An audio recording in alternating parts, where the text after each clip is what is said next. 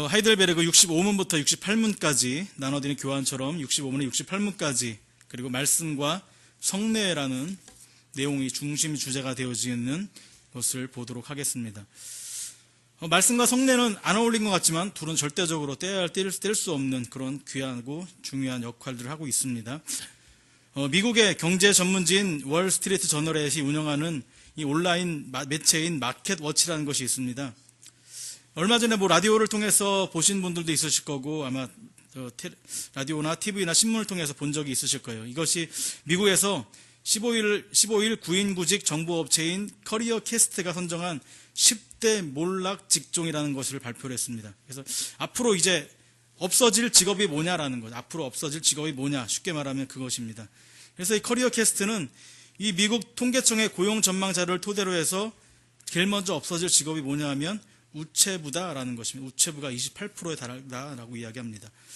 우리가 너무나 이제 이메일과 그다음에 이 핸드폰에 대한 그런 소셜 네트워크가 발달이 되면서 우리들이 글로 쓰는 편지가 그만큼 전달이 되지 않기 때문에 앞으로 미국에서 가장 많이 없어질 직업 중에 하나가 이제 우체부다라고 이야기합니다. 그리고 그 다음에 농부, 검침원, 신문기자, 여행사 직원이 선정이 되어 있습니다. 좀 이해가 가실려나 모르겠지만 우체부나 신문기자 이 두 가지는 이 글과 정보를 전달하는 직업으로서 실제로 신문을 가정에서 보는 경우가 많이 사라져 있는 것을 보게 됩니다.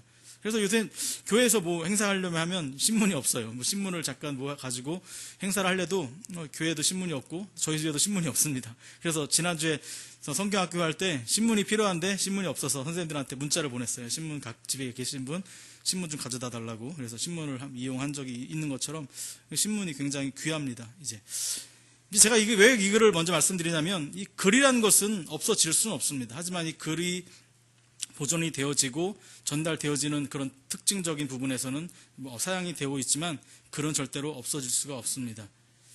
이 글이 가지고 있는 특징은 기록이 되죠. 보존이 되고 전달이 되는 특징을 갖고 있습니다. 하나님께서 우리에게 이 말씀과 성경을 특별하게 주신 이유가 무엇일까요? 그것은 출애굽기 24장 12절 말씀을 보게 되면 여호와께서 모세에게 이르시되 너는 산에 올라 내게로 와서 거기 있으라. 내가 그들을 가르치도록 내가 율법과 계명을 친히 기록한 돌판을 내게 주리라 라고 말씀하고 계십니다. 하나님은 이런 돌판과 돌판을 통해서 율법과 계명을 통해서 직접 말씀하고 싶으신 것이 있었던 것입니다. 그것이 뭐냐면 나 여호와는 하나님이시다라는 것을 말씀하고 싶었던 것입니다. 그리고 인간의 지혜로는 하나님을 알 수가 없기에 하나님이 어떠한 분이신가를 알려주시기 위해서 모세로 하여금 친히 기록한 율법과 계명을 주고 계시는 것입니다. 더 나아가서 성경을 기록한 기록자들로 하여금 기록하게 하시고 우리에게 전하시는 이유가 무엇일까요? 바로 하나님이 어떠한 분인가를 아까 말씀드렸던 것처럼 하나님은 어떠한 분이신가, 그리고 예수 그리스도를 보내시고 예수 그리스도를 통한 구원의 길, 하나님께 나아가는 길은 어떠한 것인가라는 것이 성경의 가장 핵심적이다라는 것을 볼 수가 있는 것입니다. 우리의 구원과 하나님께 나아가기 위해서는 가장 우선적으로 찾아야 될 것이 바로 하나님 말씀인 것입니다. 그러니까 구원받은 자가 가장 먼저 찾아야 될 것, 하나님을 알기 위해서 찾아야 될 것은 바로 말씀입니다. 다른 것을 찾으시지 마시고 하나님 말씀을 찾으세요. 다른 것 때문에 고민하지 마시고 하나님을 좀 더 알고 싶다면, 하나님과 가까이 하고 싶다면 하나님의 말씀을 찾으시길 바라겠습니다. 교회를 찾으시길 바라겠습니다. 예배를 찾으시길 바라겠습니다. 하나님은 자신의 성품, 자신의 의지, 자신의 목적 등을 이 말씀 가운데 다 드러내고 계십니다. 사람들은 그런데 많은 사람들이 점점 이 하나님을 찾는 것을 교회를 떠나 다른 곳에서 찾고 있지만 그것은 이상한 사람들인 것이죠. 그 하나님을 찾으려면 반드시 말씀과 교회에서 찾아주셔야 됩니다. 요즘 공교육이 무너지다 보니까 학교에서 배워야 될 인성과 지성에 대한 교육들이 점점 무너져 버리게 되면서 아이들이 사람답게 사는 법을 배울 길이 없어지게 됩니다. 그래서 학력을 위해서 우리나라는 참 교육이 학력을 따기 위한 가정들이 되어진 것을 보게 되면서 학원 중심의 삶, 컴퓨터 중심의 삶, 학원 선생님이 가장 아이들에게 인기를 끼치고 가장 아이들에게 영향을 끼치는 사람으로서 학원 강사가, 학원 선생님이 자리를 차지하게 되어지는 것을 보게 되어집니다. 그러니까 바른 것을 배워야 될 학교가 무너져 버리니까 아이들이 바른 것을 배울 때가 없어지게 되는 거죠. 교회를 찾아와서 하나님을 배워야 되고 하나님을 찾아야 되고 하나님을 알도록 노력하는 것이 교회고 하나님 말씀에도 불구하고 하나님을 다른 곳에 찾는다라는 것은 마찬가지로 이 학생들이 학원에서 다른 강의를 들으면서 수업을 배워지는 것처럼 다른 곳에서 찾아야 된다는 것은 잘못된 길이다라는 것을 좀 말씀을 드리고 싶은 것입니다. 하나님을 찾기 위해서는 하나님이 주신 말씀을 읽으셔야 되고 말씀을 붙잡고 기도하셔야 되고 말씀을 붙잡고 묵상하는 것이 가장 바른 길입니다. 다른 곳에서 하나님을 찾고 다른 곳에서 신앙의 길을 찾으려고 하지 마시기 바라겠습니다. 그런 가운데 이 교리문답의 65문과 67문에 보게 되면 이 믿음이 어떻게 나오느냐, 말씀을 통해서 나오게 된다는 부분이 나오게 되어지죠. 우리 이 교환을 한번 보도록 하겠습니다.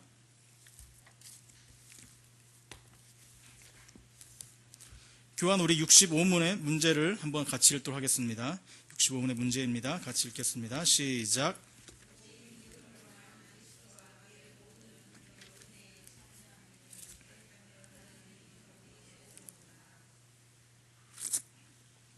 믿음은 어디에서 오는가? 라고 이야기합니다. 믿음은 어디에서 오는가? 답을 한번 같이 읽겠습니다. 답입니다. 시작. 성령으로부터 오는데 그는 복음 선포를 통하여 우리 마음에 믿음을 일으키시고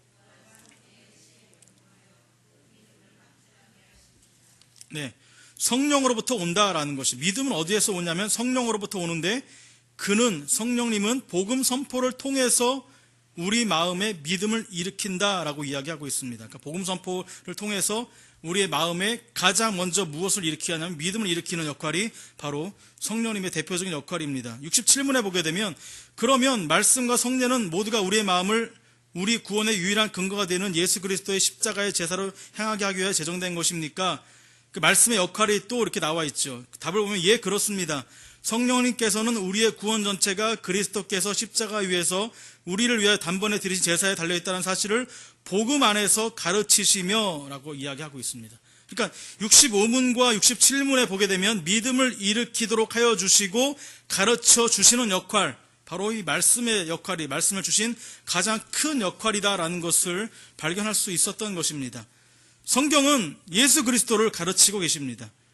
하나님이 왜 예수 그리스도를 보내셔야 하는가 하는 것을 분명하게 드러나고 있게 하고, 분명히 우리로 하여금 그 부분을 성령님께서도 확실하게 늘 알려주시고 이끌어 주시고 계십니다. 베드로가 성령의 충만함을 받고 외친 것이 무엇입니까? 다른 이야기 하지 않았습니다. 베드로는 성령 충만을 받은 다음에 예수 그리스도를 하나님께서 보내셨지만 너희가 죽였다. 하지만 하나님의 계획 가운데 다시 살리셨다라는 것을 당당하게 외쳤던 것입니다. 바울도 마찬가지입니다. 그가 눈이 뜨이고 회복이 되자 사도행전 9장 20절 말씀 보게 되면 즉시로 각 회당에서 예수가 하나님의 아들이심을 전파하니라고 이야기하고 있습니다. 그렇습니다. 말씀은 예수 그리스도를 더욱 깨닫게 하고 하나님의 은혜를 깨달아서 더욱 엎드려지게 하는 것입니다. 그러니까 성경을 우리에게 주셨던 목적은 바로 하나님을 알고 예수 그리스도를 알게 하는, 다른 목적 외엔 이 예수 그리스도 하나님을 알게 하는 목적이 가장 큰 커다란 목적인 것입니다.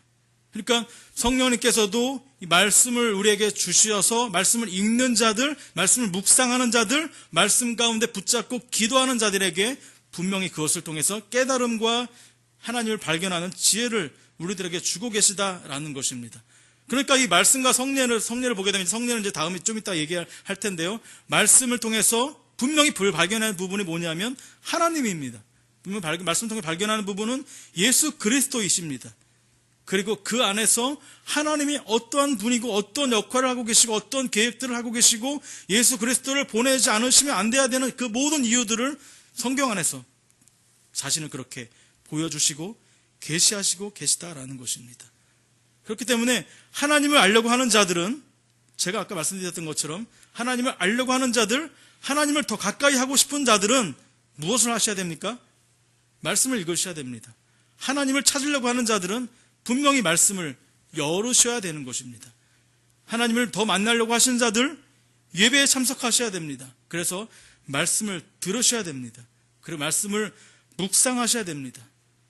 하나님을 그 안에서 발견하도록 성령님께 기도하셔야 되는 것입니다. 이 외엔 방법이 없습니다. 그러나 우리 연약함을 아시는 하나님께서 또 말씀 외에 또 하나 확증하여 주시는 것이 있는데 그것이 바로 성례라는 것입니다. 말씀을 통해 깨달음을 주시고 이것에 대한 확증이 바로 성례라는 것입니다. 성례를 통해서 그 말씀이 더욱 믿어질 수 있도록 확실한 은혜를 더하여 주시는 것입니다. 그럼 성례는 어떠한 역할을 하고 있는가? 65문에 보게 되면 성례 역할이 나오게 되는데요. 성례의 시행을 통하여 그 믿음을 확증하게 하십니다 라고 해서 나와 있죠. 65문에 오면 밑에 줄 오면은 그 믿음을 확증하게 하십니다 라고 나와 있고요. 66문에도 보게 되면 하나님께서 지정하신 바 눈에 보이는 거룩한 표와 인이다 라고 66문에도 그 이야기를 하고 있고요. 67문에도 보게 되면 성례로 확신시켜 주시기 때문입니다. 그러니까 성례와 말씀은 같은 공통점이 몇 개 있고요. 또 서로 다른 차이점이 몇 개가 있습니다. 이것은 좀 이따 말씀을 드릴 거고요. 성례는 분명히 그것을 말씀에 대한 부분을, 그 믿음에 대한 부분을 확증하여 주시는 것을 보게 됩니다. 68문에 보게 되면 그리스도께서 새 언약에서 제정하신 성례는 몇 가지입니까? 여기 질문에도 보듯이 새 언약이 그리스도께서 새 언약 안에서라고 말하고 있습니다. 오늘 이 본문을 보게 되면 22장 20절에 보게 되면 이 새 언약이다라고 같이 본문에 보면 그리스도 내 피로 세우는 새 언약이니라고 해서 새 언약이라는 단어가 여기에도 나와 있는 것을 보게 됩니다. 새 언약은 이 예수님께서 지금 그동안에 22장을 시작해 보게 되면 6월절이라는 그 절기를 지금 표시하고 계시면서 그 6월절에 일어나는 어린 양을 통해서 이스라엘 백성들이 하나님의 진노를 피해서 애굽으로 나올 수 있는 하나의 통로가 되어졌다면, 또한 모세가 출애굽기 28장 8절에 보게 되면 동물의 피를 뿌리면서 하나님과의 모든 말씀에 대해 세우신 언약을 통해서 동물의 피를 통해 하나님의 관계를 또 증명하는 것이라면, 이제는 그런 어린 양과 그런 동물의 피로 인한 언약이 이제는 새롭게 예수 그리스도를 통해서, 예수 그리스도의 죽음을 통해서, 고난과 죽음을 통해서 구원이 약속되는 새 언약이다라는 것이 성례의 기초가 되어지고 있다라는 것입니다. 그러니까 20절 나오고 있는 이 자는 내 피로 세우는 새 언약이니 곧 너희를 붙는 것이라 라고 해서 새 언약이 여기서 언급이 되고 있고요. 고린도전서의 11장에서도 새 언약이라는 이 성례가 들어가고 있는 곳에는 새 언약이라는 것이 늘 바로 반복되고 있는 것을 보게 되어지는 것입니다. 그러니까 이 새 언약의 가장 독특한 점은 모든 사람에게 적용될 수 있도록 하기 위한 성령의 사역이 요구된다라는 것입니다. 그러니까 지금 말씀에도 그 다음에 성례에도 항상 가장 중요한 역할을 하시고 계시는 분은 바로 성령님께서 가장 중요한 역할을 하고 계십니다. 성령의 사역이 말씀을 개개인들에게 적용할 수 있는 지혜와 은혜를 주시고, 마찬가지로 성례도 각자 개개인에게도 주시는 그것을 이야기하고 계시는 것을 보게 됩니다. 성령님께서도 조명하시고 적용하시도록 이끌어 주시는 역할을 한다라는 것입니다. 그 예수 그리스도의 고난과 죽음을 통해 얻어지는 새로운 언약 가운데서 예수님이 제정하신 성례가 바로 이 세례와 성찬인 것입니다. 그러니까 성례라는 것은 세례와 성찬을 줄임말로 성례가 되어집니다. 성례란 그리스도 예수 안에 있는 은혜와 은혜 언약의 유익이 제시되고 있고 보증되고 있는 신자들에게 적용하기 위한 것이며, 그것을 받는 자들에게 하나님에 대한 신자들의 믿음과 순종을 드러내는 것이다. 그러니까 하나님께 성령님을 통해서 은혜를 주시게 되면 성례를 받는 자들은 무엇을 하나님께 드려지냐면 믿음과 순종을 올려드리게 되어집니다. 이것은 서로 하나님께 받아지게 되어지고, 우리는 또 하나님께 믿음과 순종을 올려지게 되는 하나의 서로 상호작용이 일어나게 되어지는 것을 보게 되어집니다. 이 언약이 강조되듯이 서로 간에 보여지는 측면들이 있었던 것인데, 그 측면들이 아까 말씀드린 것처럼 우리를 향한 그리스도를 보내시고 베풀어 주신 은혜와 사랑의 확증이 이 성례의 가장 큰 특징이라면, 우리가 그 예수 그리스도를 보내주시고 구원해 주신 은혜와 사랑을 우리가 받아지고 보여지고 깨달아지고 감동을 받는 것이 하나님 보여주신 가장 큰 특징이라면, 우리는 하나님께 올려드리는 게 뭐죠? 믿음과 충성의 사역이 바로 성례 가운데서 보여지는 하나의 측면이다라는 것입니다. 그러니까 성례를 하는 자들은, 우리가 성찬식에 참석하는 자들은 바로 이 성찬에 참석한 자들은 이 믿음을 통해서 충성의 서약이 이루어지고 그 하나님과 더욱더 가까워지는 계기가 마련되어지고 성화의 길로 한 단계 들어가는 과정의 길이 바로 성례의 가장 중요한 역할이 되어지는 것을 보게 되어집니다. 그리고 68문에 보게 되면 성례란 무엇인가라는 것을 질문이 나와 있고, 짧은 답을 보게 되면 성례라는 것은 거룩한 세례와 성찬이 그것입니다 라고 이야기가 되어집니다. 그러니까 세례라는 것은 그 다음 주에 계속 이어지고 있는데, 세례라는 것을 간단하게 보게 되면 우리가 받는 것을 말하고 있죠. 우리 누구나 세례 교인이 되고 세례를 받은 자들이 되어지죠. 몸에 더러운 것을 물로 씻어 깨끗하게 하듯이 내가 가진 그 죄와 죄를 그의 피와 성령으로 말미암아 나의 영혼에 오염된 부분, 즉 나의 모든 죄를 확실히 씻음 받도록 이끌어 주는 것이 바로 세례다라는 것이 바로 세례라는 것입니다. 그 약속의 자리라고 하는 것이죠. 성찬은 처음에 우선은 성만찬이라고 했었습니다. 성만찬이라고 하고 있고요. 이 디다케라는 유대인의 전례 식문의 글을 보면 성만찬은 초대교회 어느 시점까지는 이 성찬을 애찬과 그 다음에 하나님을 높이는 그런 하나님의 사랑을 표현을 하는 이 아가페라고 하는 것이 두 가지가 복합적으로 있었던 것을 보게 됩니다. 그리고 기독교인들의 식탁교제로서 일부러 행하여졌던 것을 보게 됩니다. 그래서 오늘 본문에서 보게 되면 떡과 잔을 받으시고 감사하시고 제들에게 나눠주신 것을 보고 나를 기념하라라고 말씀하신 것을 보게 되면 식탁교제에 대한 모습도 나타나게 되어지죠. 그러니까 초대교회에서는 이런 식탁교제가 성찬에서 또 중요한 역할을 하고 있었습니다. 그런데 교회가 성장의 감으로 인해서 이 두 가지 경험들이 분리가 되기 시작했죠. 성찬이 애찬보다 중요하게 여겨지고, 성찬은 아침에는 애찬을, 그리고 교제의 식사는 저녁에 시행이 되어집니다. 그러다가 애찬이 점점 사라지게 되어지게 되고, 이 성만찬의 주제가 제기되는 가운데 이 성찬에 대한 부분만이 남게 됩니다. 그러니까 애찬에 대한 서로 식탁교제에 대한 부분은 저녁에 대한 저녁으로 미루어지게 되고, 아침에 성찬했었던 부분들이 이제 점점 세월이 지나가면서 이런 식탁교제하고 이 나눔과 애찬, 사랑에 대한 부분들이, 사랑으로 나누는 그런 식탁교제에 대한 부분들은 점점 사라지기 시작을 하게 됩니다. 그러면서 이 초대교회 안에서 이 성찬에 대한 정확한 이 말씀에 대한, 지금 누가복음이나 고린도전서에 나오는 말씀에 대한 부분들을 정확히 해석하는 사람들이 없게 되어요. 서로 자신의 이제 해석하게 되어지고, 서로 자신들이 그것을 해석하고 서로 자신의 주장을 이해하게 되면서 옳은 성찬이 뭐냐라는 부분이 서로 명백하게 드러나 있지 못하게 되는 상황이 발생이 되어집니다. 그러면서 이 초대교회에서는 이제 뚜렷한 증상의 변화가 일어나지 않았고, 점차 변화되는 것이 성찬의 감사, 언약적인 측면, 아까 말한 새 언약과 이런 측면이 퇴색하기 시작을 했고, 그 다음에 이제 우리가 성찬을, 세례를 참석할 때 세례 교인이, 우리는 지금 전 교인이, 세례받은 교인들이 성찬에 다 참석을 하잖아요. 그런데 이제 세례받는 세례받는 자들이 기회가 점점 줄어들게 됩니다.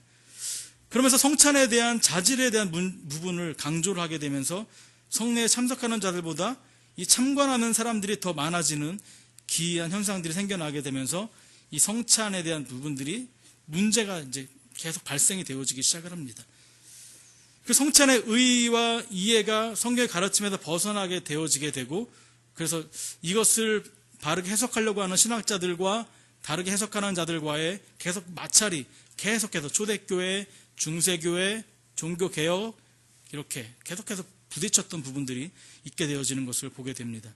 초대교회가 끝나갈 무렵에 이제 어거스틴이 주님의 유월절 만찬의 언약적 이해를 회복하기 위해 노력하였고, 하나님의 주권과 은혜를 강조하고 내적이고 영적인 은혜의 외적인 표지의 말씀인 성례라는 고전적인 이해를 회복하고자 노력을 하게 되어집니다. 중세교회에서는 이제 로마교회의 화채설과 함께 이 상징적인 해석들이 등장을 하게 되어졌고, 그 다음에 종교개혁기에 들어와서는 루터와 쯔빙글리 안에 이 여러 가지 쯔빙글리 안에 또 심한 갈등이 생겨나게 되어집니다. 그래서 이 루터하고 쯔빙글리가 14조항은 합의를 했지만 이 15조항인 성찬에서는 5개는 일치하고 한 가지가 의견이 서로 달라짐으로 인해서 서로 성찬에 대한 이 부분이 합의가 되어지지 못했던 것을 또 보게 되어집니다. 그래서 루터는 이 쯔빙글리를 향해서 당신은 나와 다른 영을 갖고 있습니다라고 말할 정도의 서로 대립이 된 상태에서 루터와 쯔빙글리는 이 성찬 때문에 서로 갈라진 상태로 헤어지게 되는 모습들을 보게 되어지죠. 이 루터와 쯔빙글리 헤어진 다음에 이제 그 성찬에 대한 문제를 맡게 되는 사람이 이제 우리가 잘 알고 있는 칼빈이 이것을 맡게 되어집니다. 칼빈이 맡게 되어지고, 칼빈은 영적 임재설을 주장하면서 성령께서 성찬에 임재하실 때 그리스도께서 우리를 이끄시고 그리스도에게로 올라간 신자들은 그리스도로부터 몸으로부터 나오는 생명과 은택을 영혼을 받아 누리게 된다라고 하면서 성찬에 그리스도와 성령의 임재, 그리고 성도는 이것을 통해서 신앙의 진보, 성화를 누리게 되어진다라는 것을 하나의 영적 임재서를 다시 주장하게 되어지고 정리를 하게 되어짐으로 인해서 이 칼빈이 강조한 것들이 이제 종교 개혁자들과 마음이 하나가 되어지고, 그다음에 이것이 다음에 청교도 신학자들에게 이것이 내려지고, 그리고 우리에게 여태까지 이게 흘러오도록 되어졌던 것을 보게 되어집니다. 바른 성례, 칼빈은 바른 종교 개혁자들과 함께 강조한 것이, 바른 성례는 반드시 말씀의 강론과 함께 거행된다고 가르친 것을 이야기하게 됩니다. 그러니까 칼빈이 강조했던 부분을 지금 이 시간에 말씀을 드려도 되는데 제가 생각을 해보니까 하려다가 노인분들이 많으신 것 같아서 이 부분을 뺐고 칼빈이 가장 강조했던 부분만 한번 말씀을 드리려고 합니다. 칼빈은 이 하나님 말씀을 읽어야 하고 또한 그 말씀을 풀어주시는 생생한 설교와 함께 집행될 때 비로소 성례의 유익이 참여자들에게 주어진다라고 보았습니다. 그러니까 하나님 말씀이 반드시 성찬식이 이루어지는 그 자리에는 반드시 생생한 그 말씀을 풀어주는 설교가 반드시 있어야 되고, 그것을 통해서 선포되어질 때 그 성찬에 참여한 자들이 그 말씀을 통해서 깨달아지고, 성찬을 참석한 자들이 그 말씀을 통해서 알아짐으로 인해서 진정한 성찬에 참석하는 자들은 분명 말씀이 있어야 된다라는 부분을 칼빈은 이야기하고 있는 것을 보게 되죠. 그것을 칼빈은 가장 많이 강조했던 부분입니다. 믿음은 그리스도의 말씀을 듣는 데서 비롯되었고 참되고 구원하는 믿음으로 성례를 받는 자에게만 은혜가 주어지기 때문이다라는 것이죠.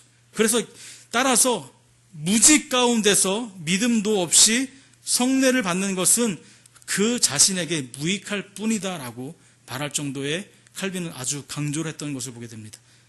무직 가운데서 믿음도 없이 성례를 받는 것은 그 자신에게 무익할 뿐이다. 굉장히 노골적으로 표현한 부분이죠.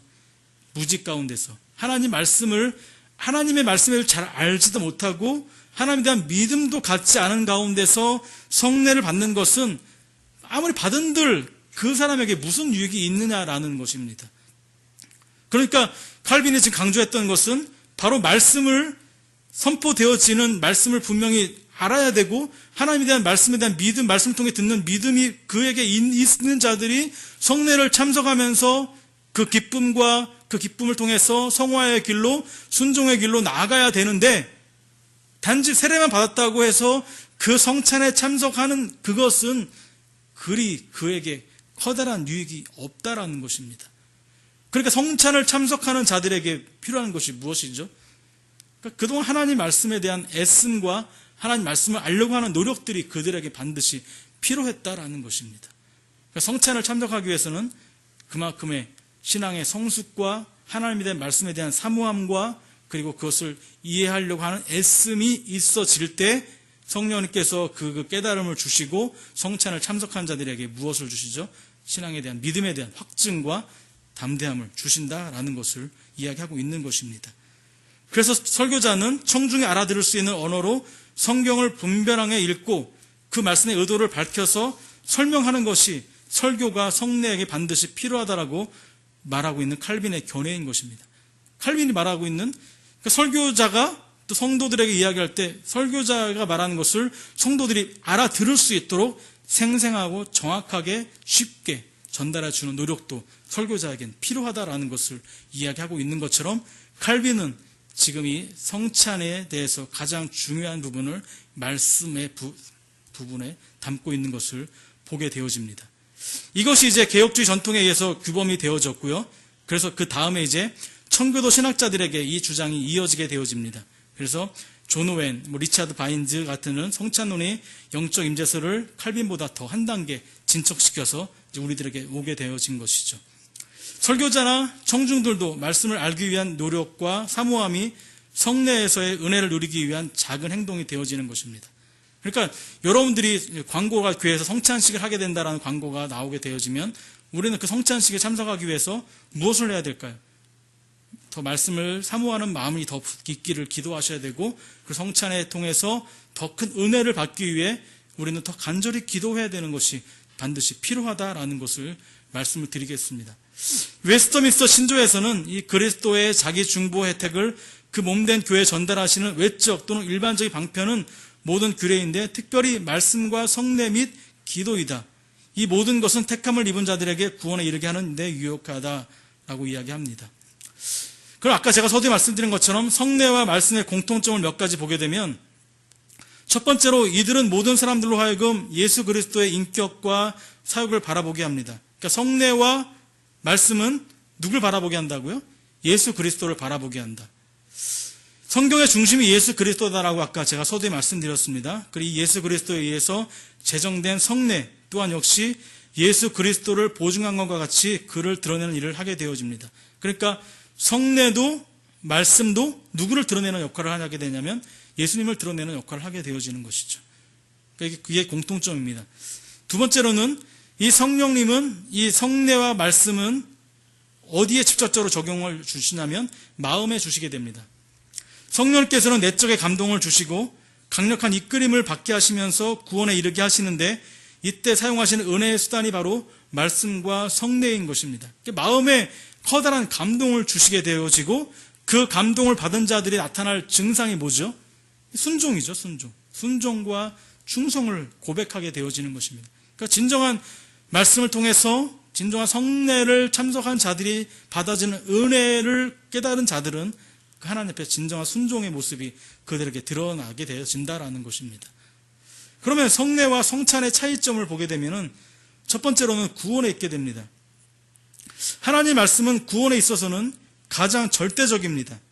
구원을 받으려면 하나님의 복음을 들어야 합니다. 하나님의 복음을 듣지 않고는 구원을 이룰 수가 없습니다. 구원을 받을 수가 없습니다. 하지만 성례가 없이는 구원을 이룰 수도 있습니다. 예수님 우편의 강도의 모습을 보게 되면 예수님 오른쪽에 있었던 그 강도가 예수를 믿는 믿음을 고백하게 됩니다. 하지만 예수님도 강도도 십자가상에서 성례를 베풀 수가 없었죠. 예수님도 십자가상에 묶여 있었고 그 강도도 십자가상에 묶여 있었죠. 그러니까 서로 성례를 베풀 수 없었지만 예수님께서는 너와 나와 함께 오늘 나와 낙원에 있겠다라고 말씀하시는 것처럼 성례는 구원과 직접 연결이 되지는 않습니다. 그러니까 성례는 그 말씀을 더 확증시켜 주시고 우리를 한 단계 더 그리스도 안으로 들어가게 하는 역할을 하고 있지 구원에 대한 역할을 하고 있지는 않습니다. 그렇기 때문에 말씀 믿는 자들에게 선포되어서 말씀을 듣고 돌아오고 회개하는 자들을 성령님께 이끄신다면 성례는 믿는 자들에게 주는 것이기에 차이점을 갖고 있는 것입니다. 그러니까 성례는 믿지 않는 자들이 구원의 길로 이끄는 것이 아니라 믿는 자들이 성례를 통해서 한 단계 더 신앙의 진보를 이뤄 나가는 역할을 하고 있는 것이지 믿지 않는 자들이 성례를 받는 것은 아니기 때문에 이것은 이 성례와 말씀의 차이점이 그 두드러진 차이가 되어지는 것을 보게 됩니다.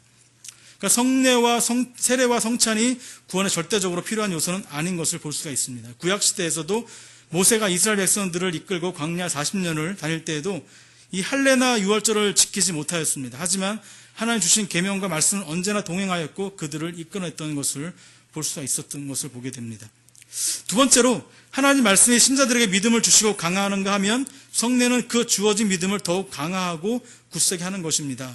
그러니까 성례는 회심에 이르게 하는 것이 아니고 성화를 이루기 위한 것이다 라고 해서 반복되어진 부분을 이야기하고 있죠. 그럼 웨스터민스터 대오리 문답 171문에 보게 되면 성찬의 세례를 받고자 하는 사람은 성찬에 참여하기 위해서 어떤 준비를 해야 하는가? 가장 우리들이 바로 적용해야 할 부분이죠. 성찬에 참여하기 위해서 어떤 준비를 해야 하는가?